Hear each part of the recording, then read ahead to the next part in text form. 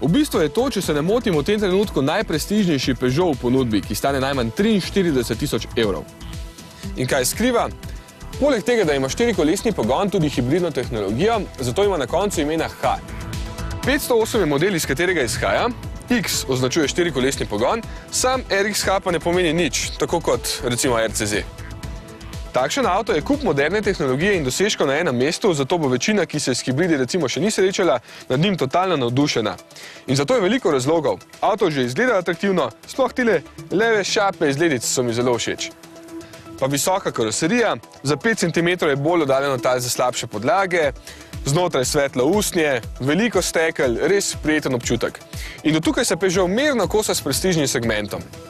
Potem pa se začno porodni krči, ki so seveda prisotni pri večini takšnih hibridov. Najprej prtljažnik, ki je izgubil 159 litrov in ne pogoltne več visokih predmetov. Snemalni kavček recimo je komaj šel van, ker so spodaj baterije.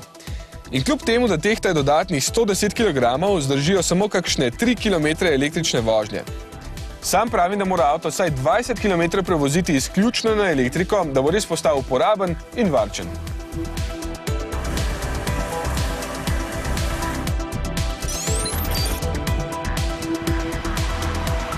Vsa ta masa se pozna tudi med vožnjo, saj je RXH precej okoren, podvozje pa so morali dodatno ojačati in je na trenutke prav trdo, kar je pravo nasprotje ostalih udobnih 508.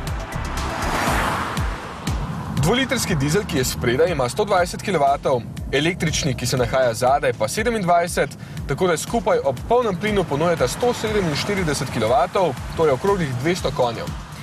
Sliši se veliko, v praksi pa je daleč od tega. Odlično se požene z mesta, potem ga pa kar hitro zmanjka. Sploh, ko želite prehitevati na odprti cesti, se vam bo zdelo, da nekaj manjka. In dizel takrat postane preglasen. Robotizirani menjalnik pa prepočasen in s cukanjem neprijeten. Tudi poraba je v tem primeru praktično enaka kot pri običajnem karavanskem 508 z najmočnejšim motorjem v ponudbi. Ampak mi je tale Peugeot kljub vsem opaskam všeč. Ko deluje samo na elektriko, je tako miren in tih, da se sosedje vedno ustrašijo, ko hodijo po ulici in se jim kot lev na lovu čisto tiho prihranim za hrbet. Ali pa ko se vozim po klancu dol in vem, da ne gre vsa energija čisto v nič, ampak polni baterije. Ali pa da ima tako fino in lepo notranjost in da tudi zunaj super izgleda. Ja, vsak začetek je težak, ampak pri Peugeotu se sploh ni tako s tabo začelo. Po mojem gre od tukaj lahko samo še gor.